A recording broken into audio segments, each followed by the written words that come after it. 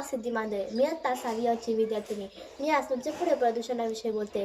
वायू, जल आणि स्थायी प्रदूषण हे 3 प्रमुख प्रकारचे प्रदूषण आहेत, ज्यांचे मानवी जीवन आणि पर्यावरणावर नकारात्मक परिणाम होतात. वायू प्रदूषण. वायू प्रदूषणामुळे मानवी आरोग्यावर, पर्यावरणावर आणि नैसर्गिक तसेच मानवनिर्मित गोष्टींवर अनेक परिणाम होतात.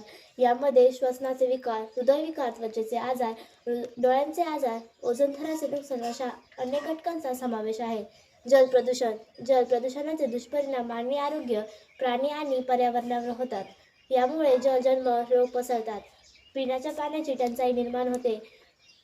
शेती आणि उद्योगांवर विपरीत परिणाम होतो आणि जलचर पर्यावरणाचा नाश होतो. ध्वनी प्रदूषण. ध्वनी प्रदूषणाचे अनेक दुष्परिणाम आहेत. सततच्या मोठ्या आवाजामुळे कानाच्या आतील नाजूक पेशींना हानी पोहोचते, ज्यामुळे ऐकण्याची क्षमता कमी होऊ शकते. मोठ्या आवाजामुळे झोप लागणे कठीण होते आणि झोपमोड होते, ज्यामुळे थकवा, अशक्तपणा आणि दैनंदिन कामांवर विपरीत परिणाम घडतो. उपाययोजना. वायू, जल आणि ध्वनी प्रदूषण रोखण्यासाठी नैसर्गिक उत्पादनांचा वापर करणे, झाडे लावणे, कचरा जाळणे टाळणे, वृक्षारोपण करणे